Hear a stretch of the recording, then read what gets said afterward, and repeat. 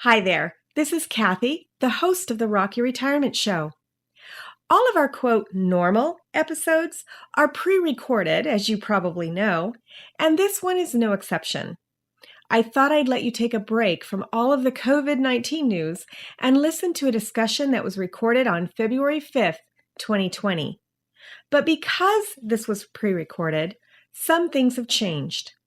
The Peace Corps announced on March 15th, 2020, that it's evacuated all of its volunteers worldwide, or it's still evacuating, depend on when you listen to this, but it expects to restore operations after the pandemic ends.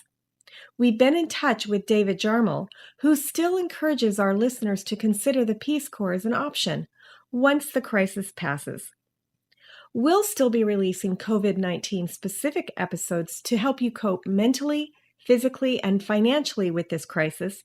But for now, let's all take a 20-minute break from all of the news. You know, taking a break from news and doing something else for even a few minutes is good for your mental health. So enjoy this episode with David Jarmul and then come back later for some COVID-19 specific episodes. Thanks for listening.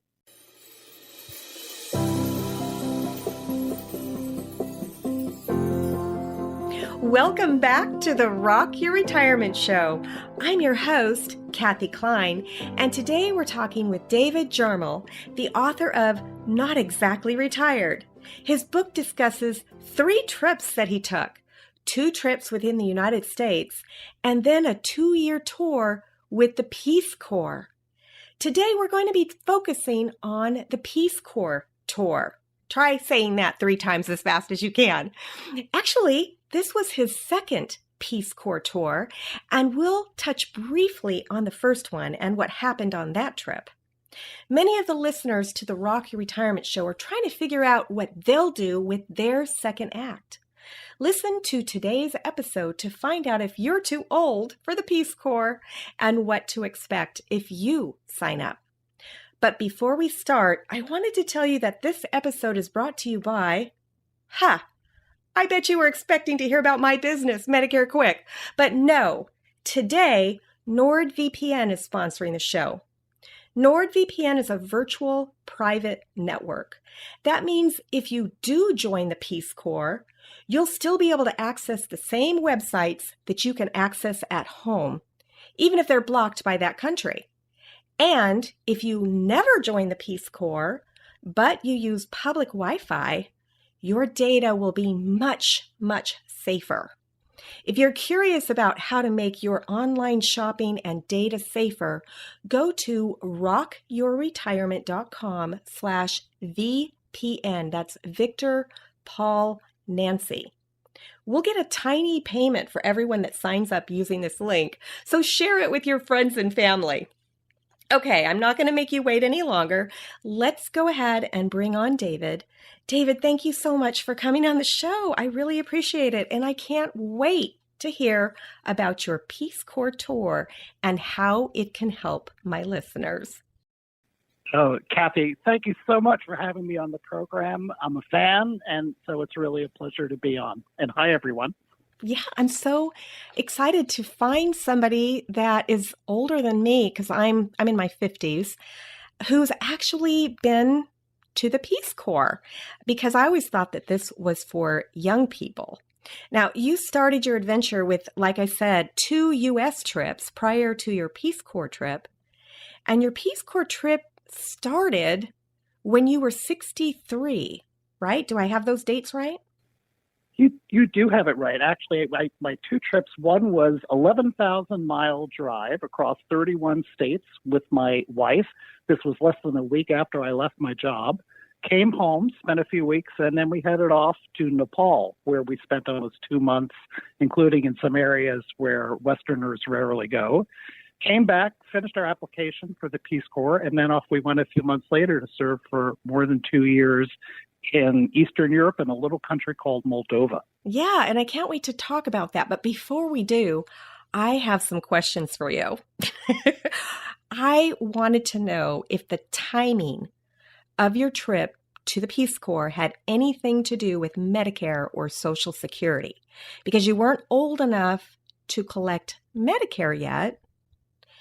I don't know if you collected your pension from Duke. And for the listener, you're going to have to listen. You're going to have to read the book to get all of the details. We're going to be touching on some of them, but you're going to have to read his book to get all of the details, because we don't have time to.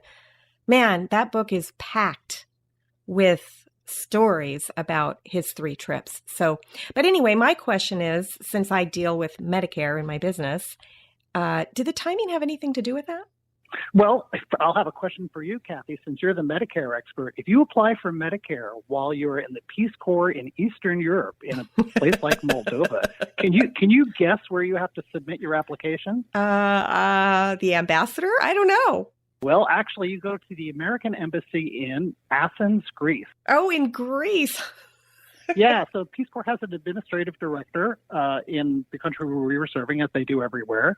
And he guided my wife and me through applying for Medicare before we were about to turn 65, did a great job, and handled all of that. You know, nobody joins the Peace Corps to get rich, and Right. That's certainly not why you should do it. But it turns out, from a financial standpoint, to be a pretty good way to make a transition from a paycheck into the next phase of your retirement.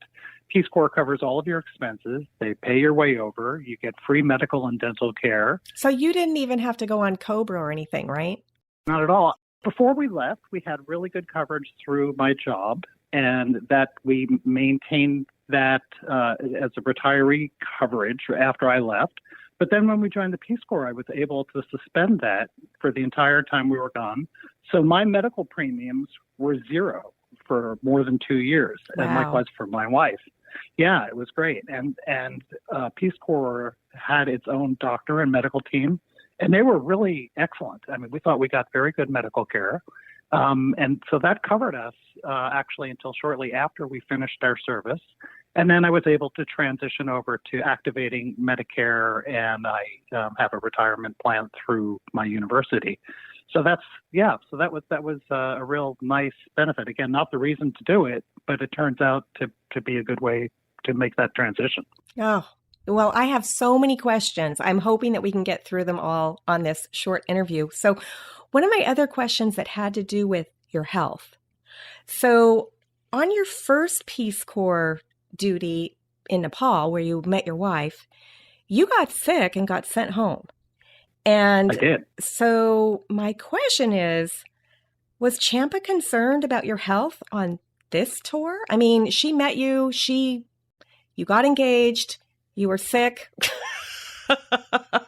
So let's back up for people who haven't read the book. First, joined the Peace Corps shortly after I graduated from college. So I was in my early to mid-20s, and I was sent to Nepal in the Himalaya Mountains, where I was posted in a school, kind of in the middle of nowhere in the Himalayas. And I was there for a year and then got moved to closer to the capital my second year. But as you said, I fell in love with one of the other teachers at the first school. We eventually got married, and we've now been married for more than 40 years.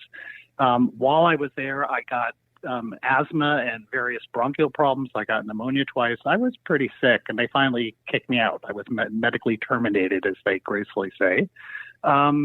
But over the years, I'm actually in quite good health. And by the time we applied for Peace Corps again in our early 60s, Peace Corps has a very rigorous medical review process. Between the two of us, we had to submit more than 40 different forms. It took a while, but it was in its own way pretty straightforward. And they said yes, and off we went. And I must say, for the entire time we were there, we were quite healthy. Right. I'm not worried about Yeah. what the Peace Corps was thinking. I'm more worried about what your wife was thinking. Oh, she wanted to do it too. Right, but was she concerned at all? She's a very unusual Peace Corps volunteer that she herself was taught by Peace Corps volunteers when she was growing up.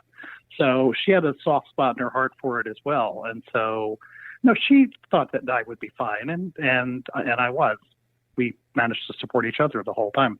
Right, and there are so many stories in the book, so many stories, and unfortunately, we can't cover every single story. And some of my questions they go a little bit deeper than what the book went into. But I do recommend that the listener does read the book that you wrote, because it's very interesting with all the different stories and the life that you've led with these 3 trips. And so that was one of my questions is, wow, was your wife concerned about your health? Because although you're healthy in the U.S., perhaps going to another third world country would set off another bout of sickness. That's what I was wondering. Yeah. But she didn't have any concerns about it at all? I want to back up about why we did this. So Sure. I had a fairly high-powered job at a university. I was running a news office, and it was pretty stressful. I loved it. I loved my job. I loved my colleagues. But by the time we hit our early 60s, we knew that this dream we'd had for many years about becoming Peace Corps volunteers, it was time to get serious about it. My identity at that time was so tied up in my job, too much. And I knew that I needed to find a way to close that chapter, which is why we set off on the trip around the United States. And then in Nepal, it was a way to test drive ourselves emotionally before we committed to the Peace Corps. And it was a great thing to do. You know, I didn't want to be one of those people who hangs around saying, oh, you know, back when I was working there. I didn't want to do that. I wanted to move on to the next chapter of my life. And so we had this series of adventures, and they're now behind us, and we feel like it was the best thing we ever did. Wow, what a great story. You know, that leads me into my next question. You know, by the time you retired, your wife had already retired, and she was retired prior to all 3 of your trips. She already had her life set up. She didn't need a transition because she had already gone through that transition. Did the 2 of you talk at all about your transition from working to retirement prior to these trips? We talked about it a lot. She knew that I really wanted to make a change, but the truth is she did too. That's our one great passion has always been traveling. We've always been prone to going to some out of the way places that some Americans might think twice about. We find it interesting and stimulating. And, you know, as for Champa, as someone who grew up without electricity or running water in Nepal, she was quite ready to head off to wherever the Peace Corps sent us. Right, because she'd already lived that way. She grew up that way, and she was a young adult. Well, you were both, I'm guessing, about the same age when you met. Yeah, that's right. So some Americans will go to these third world countries. I've even my friends have talked about when I tell them about some of the places that I've gone, and they're like, "Ooh, everybody's poor there. It's depressing. It's whatever it's this." And I just see how happy everybody is. You know, when I go, it's like everybody seems happy in some of these countries that I've been to. But, you know, your wife didn't need to go to the Peace Corps to see how other people live. You know, she lived that. The Peace Corps was a great way for us to provide service. That was, you know, that is the heart of the Peace Corps, and that really was the main motivation for us. For both of you. We felt like for both of us, sure. You know, living here in the United States, we have many blessings. We're very fortunate in many ways, and we felt that very much in our own lives. And we thought that, you know, for a couple of years, we want to give back and go someplace where we could try to be useful. Champa ended up being an English teacher, and I worked at the local library of this town where we were. Maybe you can talk about that. But in fact, we did. We felt very useful. We made dear friends. We learned a lot. And we ended up feeling the way that most Peace Corps volunteers do when they finish, which is we got much more than we gave. Yeah, everyone that I've ever talked to that has done that kind of volunteer work feels the same way. Mm-hmm. You know, it just seems that the Peace Corps is a little bit tougher, and some of your stories illustrated that. You know, I was wondering, you said that long ago, 30 years ago or however long ago it was, you sort of got kicked out because of medical reasons. Did joining the Peace Corps again have anything to do with you wanting to sort of finish what you started? Not really. I would say it was more of a feeling of a bookend on my career. It's what I did when I before I started putting on a business suit and living the typical American life. And at the end of it, it seemed like a nice way to sort of come full circle. I almost completed my service the first time, and I never felt like, oh gosh, I wish I'd been able to make it. As far as I was concerned, I had done it and done it successfully.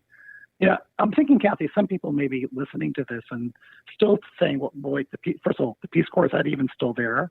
And the answer is yes. There's more than 7,000 volunteers serving in 61 countries around the world. And then they think that everybody is a recent liberal arts graduate.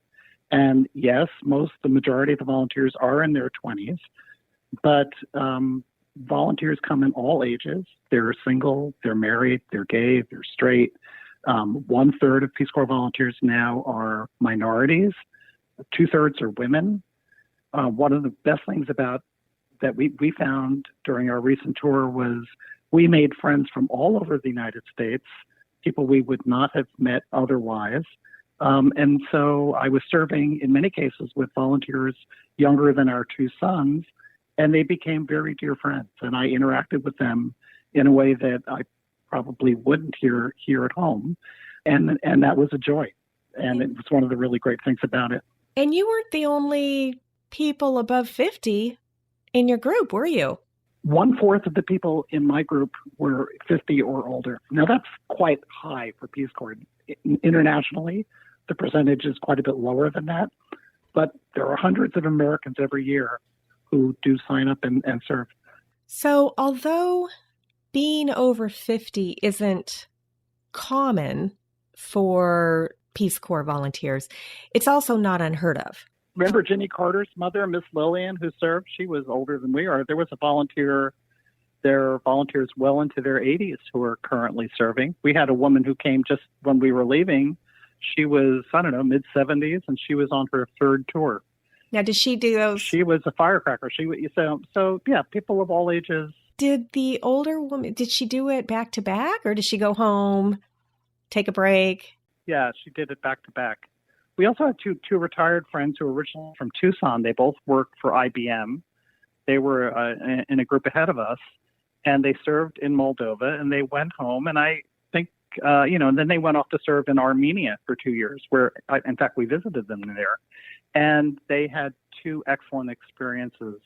As the wife said to me, she said, what am I going to do? Just sit in my front porch in Tucson and, essentially just wait until the years go by.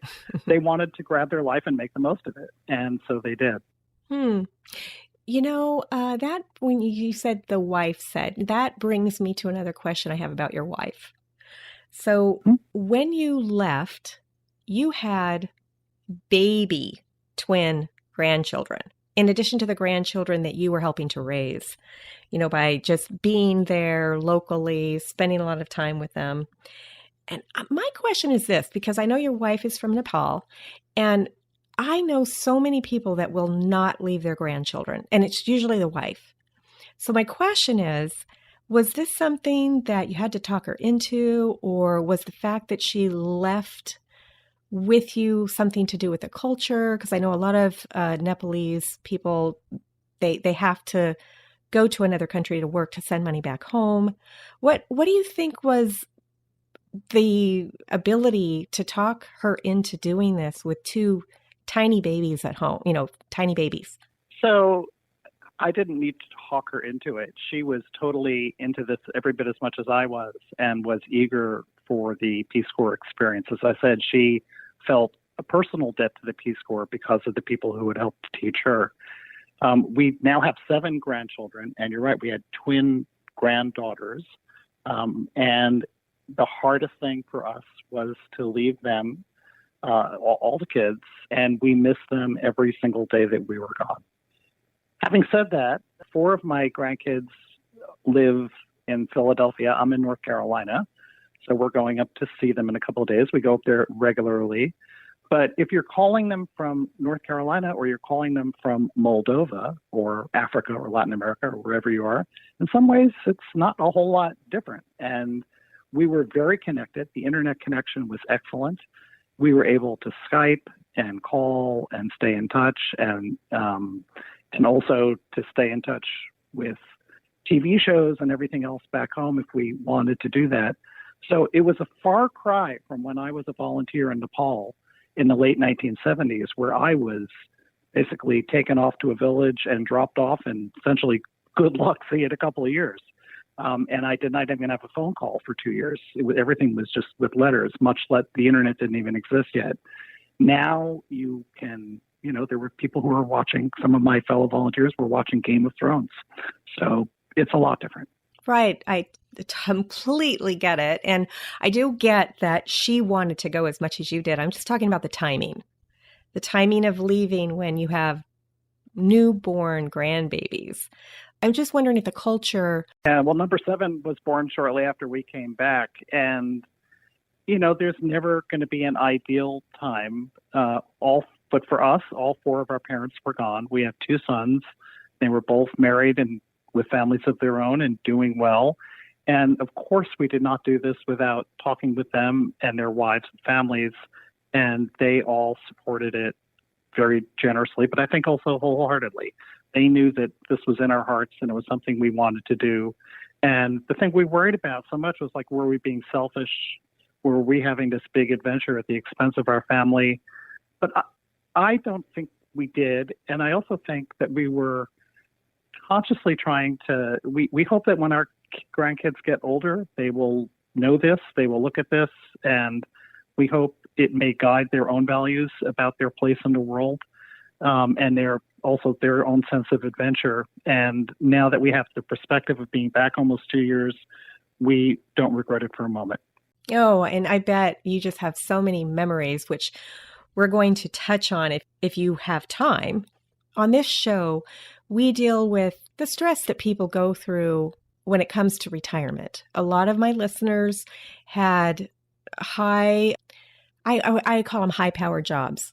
They were managers, they're executives, they're CEOs, that kind of thing. And you cut off ties pretty abruptly with Duke. And so my question is, and then you went to something. So you were going to something, not running from something. But you did it pretty abruptly. And so it was planned. They threw you a great party, all of these things, that you didn't get fired or anything like that. But my question is, did you ever regret that abrupt cutoff, or do you feel like that's the way you should have, that was the way to go? It's what I needed to do for myself.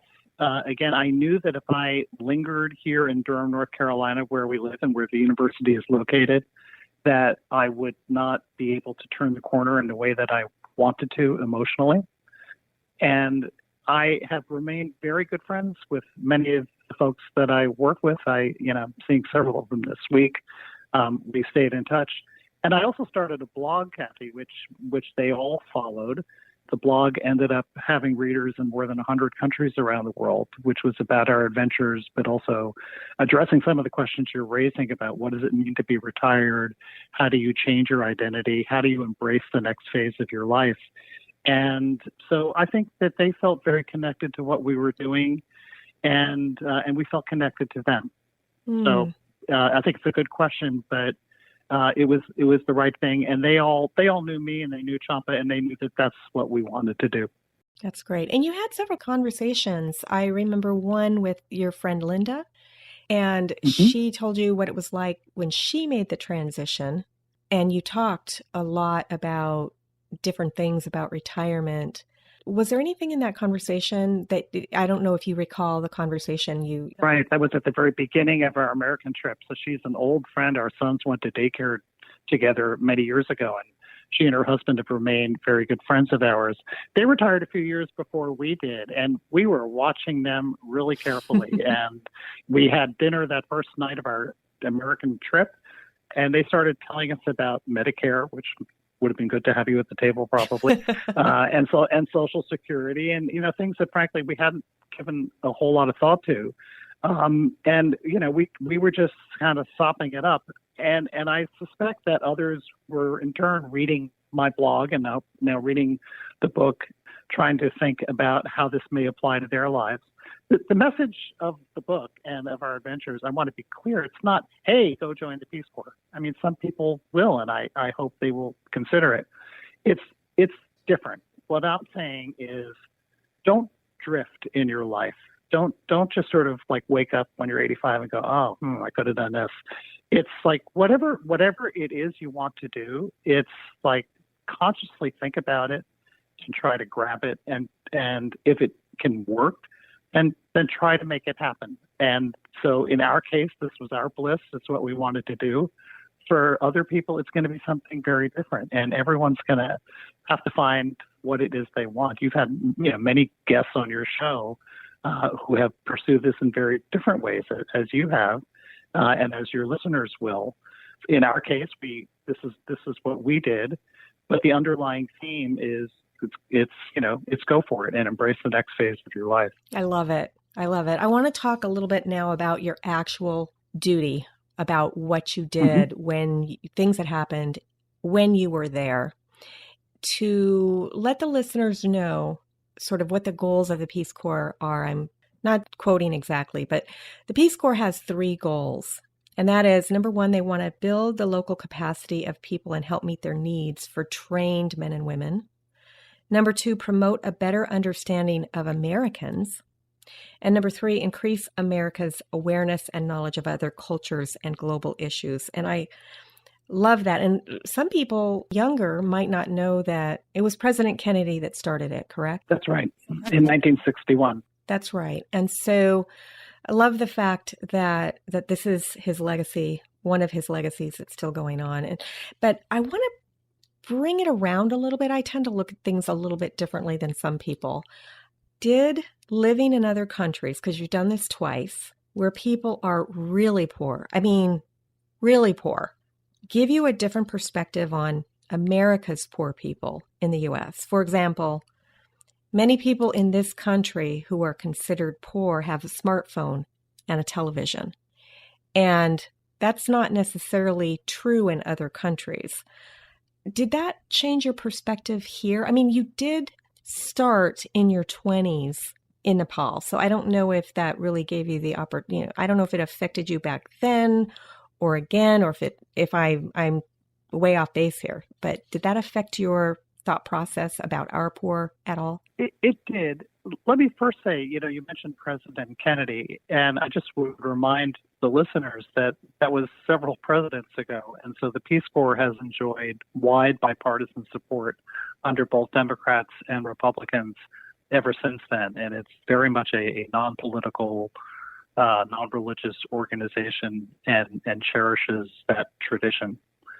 At the beginning of our trip this time, I returned to the village where I originally served as a Peace Corps volunteer in Nepal more than 35 years previously. And I was struck by how much better it was doing. Basically, there was cars and a road and electricity, and people were watching TV, and just more stuff in the shops. And just any way you looked at it, they were doing well. And in fact, that's what data show all around the world, that in terms of life expectancy, education, girls' education, just on so many measures. In fact, life in the developing world has improved quite dramatically just since between the time of my 2 tours, between your lifetime and mine. And I say that to make the point that things do get better. And, the Peace Corps can only claim a tiny piece of that progress. But it reminds me that the efforts we make actually can have an outcome. And I felt that when I was in Nepal, and I had some of my students from those days get in touch with me years later and tell me what they were doing, and it just was incredibly gratifying. And I now had that experience again more recently in Moldova. Moldova is a small former Soviet state, and a lot of the stuff you see in the news now about Ukraine, the tensions between East and West, and a lot of that is playing out in Moldova as well. That's a whole other conversation. But they're having a tough time of it in a lot of ways. But simultaneously, we met just such dear people, and through the teaching and the other work that we did and that Champa did, we felt like we were making a difference. And we were also doing the 2 of those 3 goals that you were talking about, which is we immersed ourselves in their culture. We ate their foods. We celebrated their holidays. We learned as much as we could about their country. And in turn, we tried to share our American traditions. We had a big Thanksgiving dinner. We told them about our holidays. And so at this very much person-to-person level, in a tiny little way, we were trying to promote world peace. It sounds trite, but that's what we were doing. And that's what Peace Corps volunteers are doing all around the world. This is out of the headlines with, wars and the State Department and all that.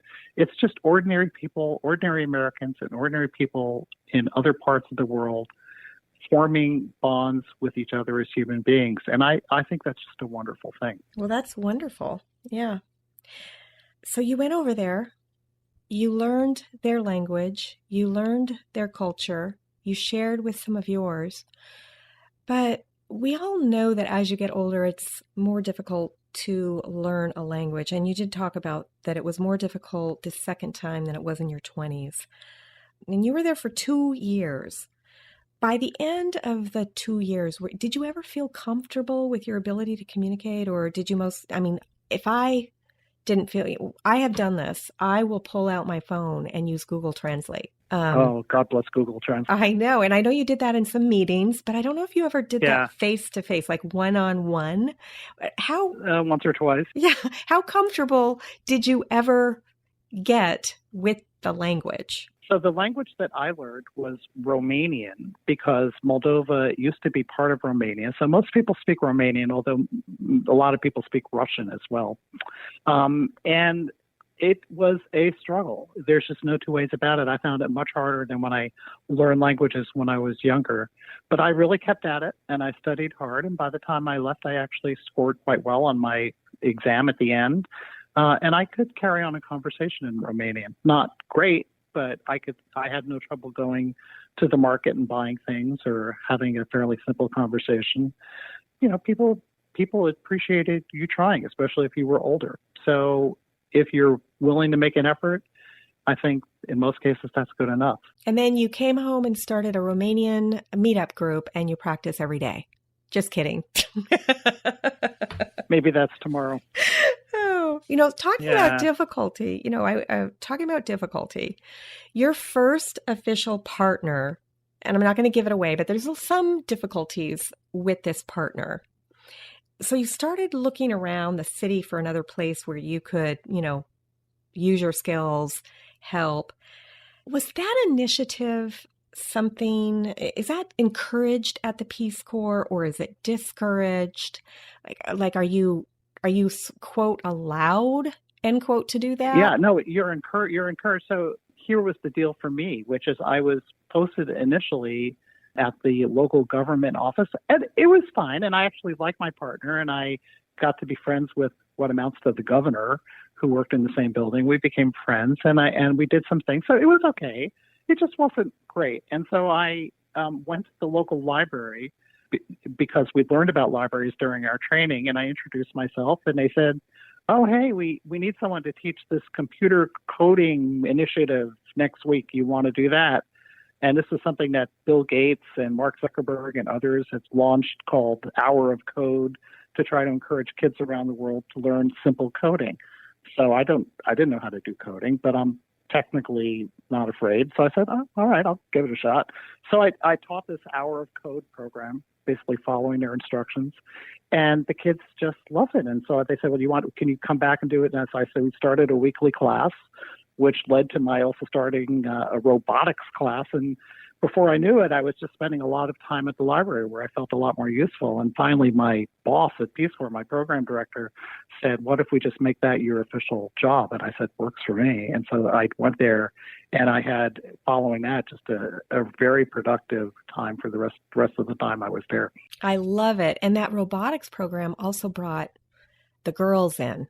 And I loved that part of the story. You want to talk a little bit about that? Especially for girls. Yeah, it's ironic because all of the librarians were women, and I was really pushing hard with these STEM programs, like for coding or for robotics, to make sure that we included girls. And so we did. And with the robotics, we ended up having a robotics class just for girls, and it was great. This is an international program using Legos, what they call the EV3 robotics kit. And they have competitions all around the world where you program these simple robots to run around the floor and do tasks and make noises and pick things up and move them. We had so much fun. And the kids, in fact, I got a message 2 days ago from one of the librarians that the kids on my team are about to go off to the Capitol for yet another competition. And it just makes me really happy when I hear that. Yeah, that's your legacy, Well, the other big thing with the library was I worked with them. We created a family room in the library. We got a small grant from Peace Corps, and they got some other money as well. And we refurbished one of the rooms and painted it with pictures of animals and stuff on the wall, and created this wonderful, very kid-friendly room with toys and books for kids and comfortable seats for moms to sit, and combined it with programming for the mothers where they could learn about children's health and other kinds of things. And that's also really going strong. In fact, it's become a national model. And there was just a TV spot about it in Moldova a few days ago. Again, somebody sent me a copy of it. So yeah, it's really gratifying to know that your hard work is paying off. But most importantly, that they have embraced it and they have made it their own. The idea of a Peace Corps volunteer is not, oh, I did this, I did that. It's to empower people in the community to try some new things themselves, to share a little of the skills that you have, but to very much empower them and help train them to try some new things. And if you're lucky, they will then continue it. And it's a good feeling when that actually happens. Yeah, you're actually teaching them to fish instead of giving them a fish. I love it. Love it. Okay, so for people who don't want to leave the United States and go to a third world country to help, I did a search and I found AmeriCorps, which is in addition to two that you mentioned Executive Service Corps, and I believe it's pronounced Reserve. Reserve, yeah. Right. But AmeriCorps actually, they have a program that they're searching for volunteers in my city.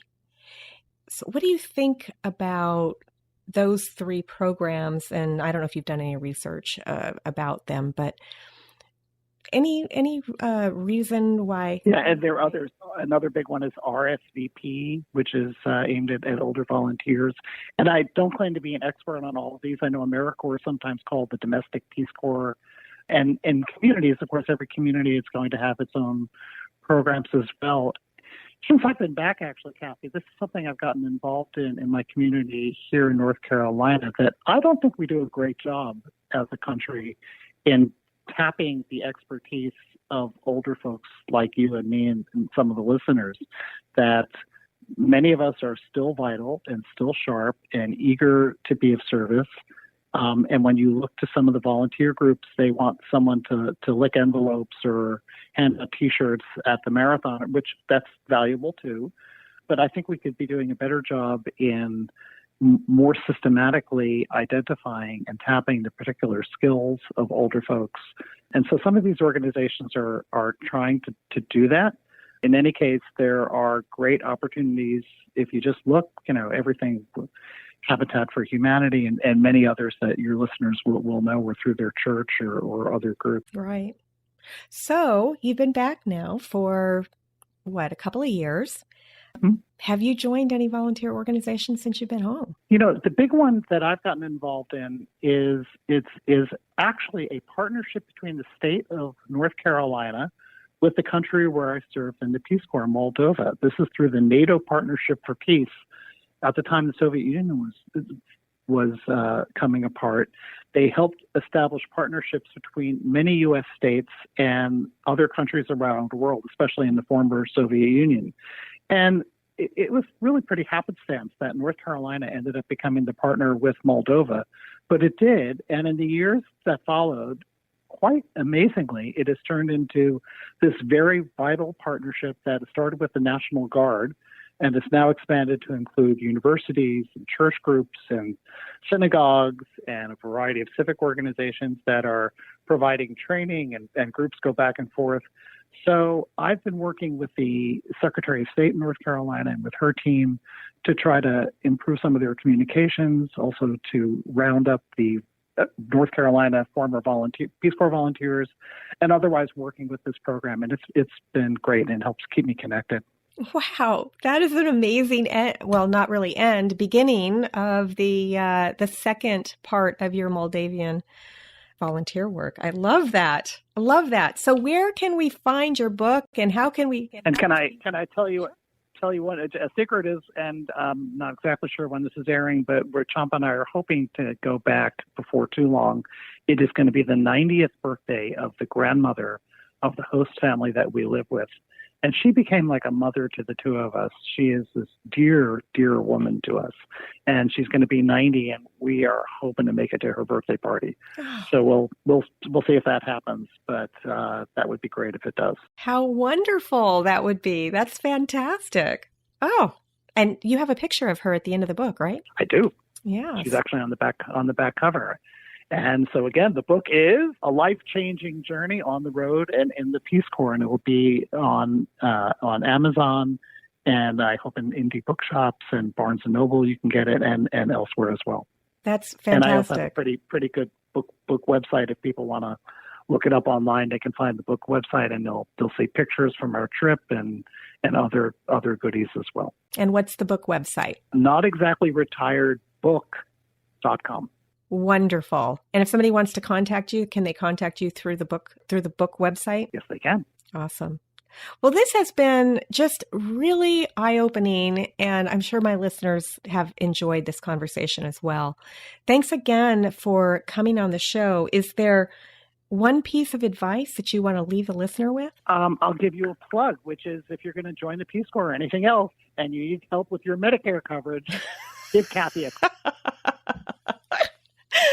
Oh, that's funny. That is just, but they don't need it if they join the Peace Corps, right? They're going to get medical. You still need to sign up. And it's probably easier in your local office than it is going through Athens, Greece. Trust me.